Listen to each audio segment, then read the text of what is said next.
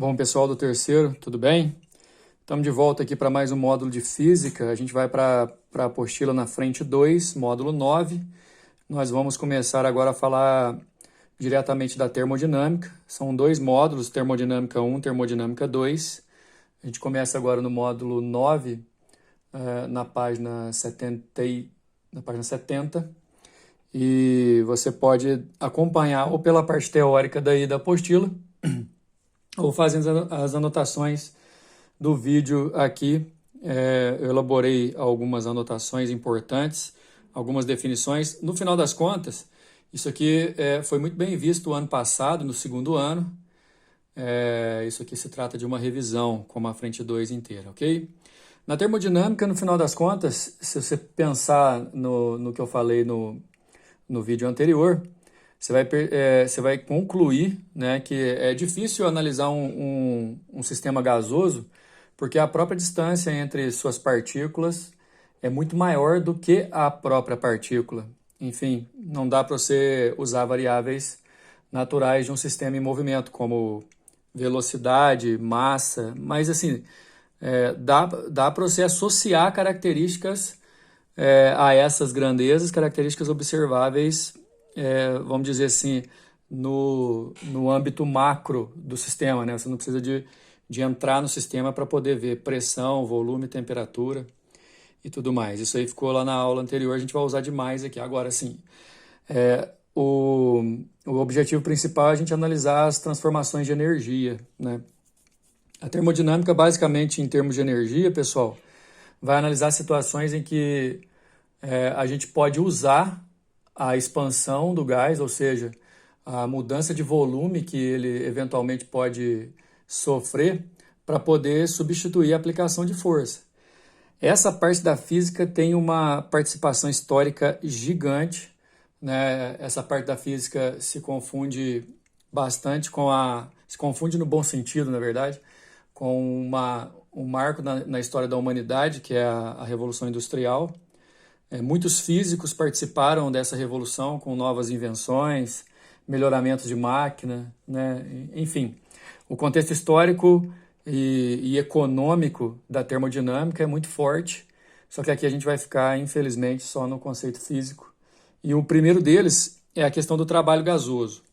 Essa letra minúscula aqui, que é o tau do alfabeto grego, representa trabalho para nós.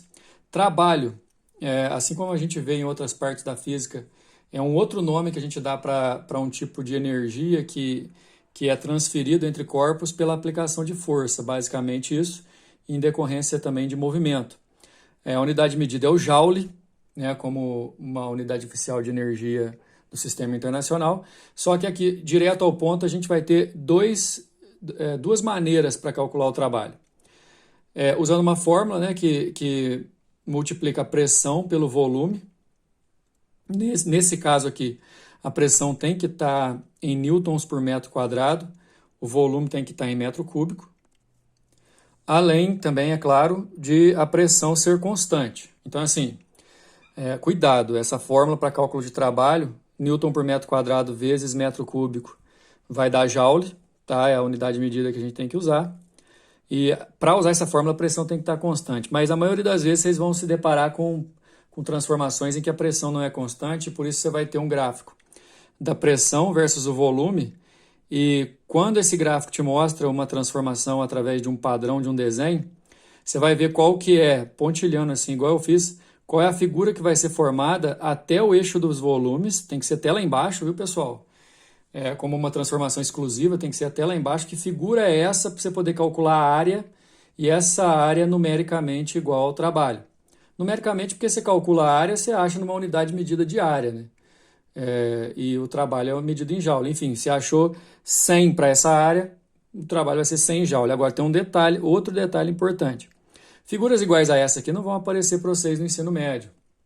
Vocês vão se deparar com triângulos, retângulos, trapézios no máximo. Agora é assim, toda vez que um gás expande, e aqui no meu exemplo aqui, ó, tem uma setinha mostrando que o gás vai de um estado ao outro e o volume aumenta, né? No caso, o volume do 1 é menor que o volume do 2. A gente chama isso aqui de trabalho de expansão. Sempre o trabalho na expansão é positivo, viu, pessoal? Na contração o trabalho é negativo. E detalhe, para analisar trabalho, você tem que ter variação de volume, tem que ter movimento, senão não tem trabalho. Na isovolumétrica, por exemplo, que o volume não varia, o trabalho é zero. Certo? Agora, tem um outro detalhe que é aqui. Isso aqui é uma transformação cíclica. Repara que eu colori aqui, é um ciclo com 3 transformações. 1, 2, 3. Colori dentro do ciclo para representar o seguinte, que o trabalho de ciclo você vai calcular a área dentro do ciclo. Diferente disso, o trabalho de uma transformação você calcula até no eixo dos volumes. O trabalho de um ciclo você calcula lá dentro. E para definir se o trabalho é positivo ou negativo, você vai olhar se o ciclo gira horário, igual o meu aqui é positivo, se o ciclo gira anti-horário, negativo, certo? Tem uma outra grandeza que vai ser importante para a gente estudar as leis da termodinâmica, que é a energia interna do gás, que está ligada diretamente ao movimento das partículas, mas assim, realmente é ligado à velocidade das partículas. Por isso que eu escrevi aqui, ó, a energia interna é o somatório das energias cinéticas das partículas de um gás. Só que a gente não vai analisar em termos de velocidade para achar energia cinética. Na verdade, o tanto que as partículas se agitam, a gente associa à temperatura. E aí essa simbologia aqui representa o seguinte: energia interna é proporcional à temperatura do gás. Mais do que isso, a energia interna só depende da temperatura, nessa fórmula aqui, ó, 3 meios de nRT. Só que para nós, nas transformações, igual o volume depende da transformação igual o trabalho depende da transformação do volume, a energia interna aqui não interessa para a gente se ela não variar. O que interessa para a gente é o ΔU, que obviamente vai ser proporcional a um ΔT. Aliás, pessoal, esses ΔT e ΔT aqui, igual já falei para vocês, é temperatura sempre em Kelvin. E como eu dizia, a gente vai se interessar muito mais pela variação da energia do que pela própria energia. Então, no aquecimento eu vou ter uma variação de energia positiva, no resfriamento negativo, e como na isotérmica a temperatura não varia, o ΔU é sempre zero. E por falar ΔU zero, no caso da isotérmica, numa transformação cíclica, a gente já viu, por exemplo, se eu calcular a área interna desse ciclo aqui, eu vou calcular o módulo do trabalho, depois eu vejo se é horário ou anti-horário. Mas o detalhe aqui é o seguinte, para cada ciclo, como o gás sai de um estado e volta para o mesmo estado, a variação da energia interna de um ciclo é zero. Não esquece disso, viu, pessoal? Aí, diante dessas informações, peço que vocês vão lá para a página 72 nos exercícios. Vocês vão ver o seguinte, que no primeiro exercício já é da FUVEST, olha só, FUVEST 2019, fala que tem um diagrama da pressão versus volume, é esse gráfico aqui, eu só não coloquei que o eixo vertical é pressão, o eixo horizontal é volume, mas no original do exercício está. Está dizendo que o gás vai ser levado do estado 1 para o estado 2 por 3 caminhos, caminho A, caminho B e caminho C. E está perguntando aqui em relação à variação da energia interna de cada caminho e o trabalho de cada caminho. O que eu posso dizer para vocês é o seguinte, ó, a energia interna, para você poder analisar em termos de variação, o que interessa, no final das contas, vai ser só o estado final e o estado inicial. Escuta uma coisa, independente do caminho que vai percorrer, caminho A, caminho B ou caminho C, nesse exercício o estado final e o estado inicial vai ser o mesmo, serão os mesmos, independente do caminho que eu for escolher. Quer dizer, passando por A ou por B ou por C, eu vou levar o gás do estado 1 para o estado 2. O que isso faz a gente concluir? Que a variação da energia interna dos 3 caminhos não vai ser diferente, elas são iguais. ΔU de A, ΔU de B igual a ΔU de C, tudo igualzinho. Agora, o trabalho é diferente, porque, olha só, cada transformação de forma separada, transformação no caminho A, transformação no caminho B, transformação no caminho C. Como o gráfico é pressão versus volume, eu posso calcular a área que eu vou achar o trabalho. E lembra, sempre a área em relação ao eixo dos volumes. Aí, naturalmente, você vai perceber, tentei desenhar mais ou menos na mesma escala aqui, que essa área do C é maior do que a área do B, e que a do B é maior que a do A. Então, o trabalho em C é maior que o trabalho em B, que é maior que o trabalho do A. E aí a resposta é a letra A, ok? O exercício número 2 vai perguntar basicamente a mesma coisa, ele só não cita nada a respeito da energia interna. Você vê que é uma transformação cíclica, o gás está no estado 1, passa para o 2, 3, 4, 5 e retorna no 1. Se eu quisesse o trabalho total do ciclo, eu ia calcular essa área.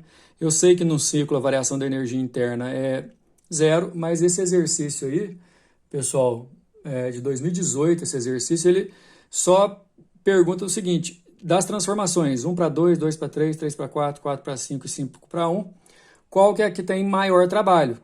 O que eu fiz? Mesma coisa do exercício anterior, separei transformação por transformação, tentando manter o máximo de cuidado para não desenhar um gráfico numa escala maior que a outra, mas evidentemente o trabalho da 1 para 2 vai ser maior, então a resposta realmente é a letra D. Já o exercício número 3, ele continua com a ideia também do gráfico, né?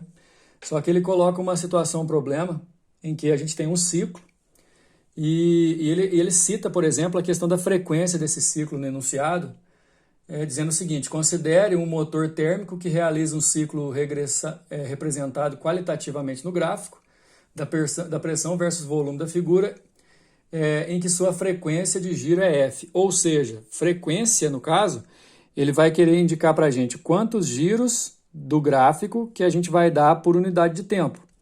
Se eu pensar num giro só, que é o que o exercício vai perguntar, a frequência vai ficar desse jeito, 1 por unidade de tempo.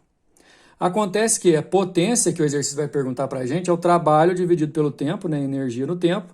E se eu pensar que aqui tem 1 sobre T, 1 sobre T é a frequência, então a potência para mim vai ser a frequência vezes trabalho. Enfim, se eu pensar que a questão de frequência e período, né, o trabalho sobre o período me dá a potência e a frequência é o inverso do período, então eu vou multiplicar pela frequência. Agora, calcular o trabalho nesse gráfico, pessoal, sem trocadilhos, vai dar trabalho, porque a gente vai ter que dividir em duas áreas. Repara, eu dividi aqui, ó, essa área 1, essa área 2, essa área 1 é um triângulo, essa área 2 é outro triângulo, só que as alturas são as mesmas. Basicamente, a base do triângulo A1 aqui, ó, é V2 menos V1, que é essa medida, a altura é P2 menos P1, a altura do 2 é P2 menos P1 também, mas a base é V3 sobre V2, menos V2. Quer dizer, a área de triângulo é base vezes a altura dividido por 2. A área de triângulo é base vezes a altura dividido por 2. Essas duas áreas eu vou somar para ter o trabalho total do ciclo. Na soma, pessoal, presta atenção no que eu vou dizer. Como é tudo sobre 2, vai ficar sobre 2 mesmo. E o P2 menos P1 é um termo incomum, aí eu só coloco ele em evidência, fica desse jeito. Esse é o trabalho, mas a potência é multiplicar isso aqui pela frequência, e aí a resposta está aí na letra B.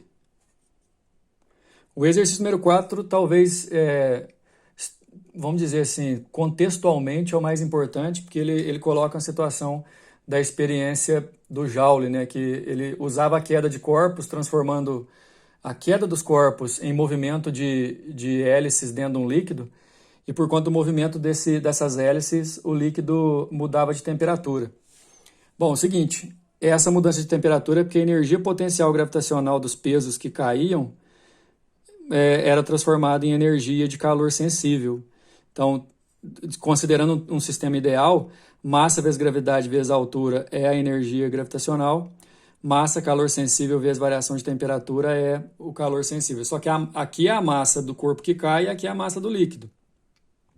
O exercício deu um corpo de 10 kg, numa gravidade 10, caindo 10 metros de altura, 100 gramas de água, calor específico 4 vezes 10 ao cubo, e perguntou qual que é a variação de temperatura. Nesse caso, foi só simplificar e passar dividindo, que deu 2,5, que é a letra E. Próximo vídeo, termodinâmica 2 com as leis, beleza?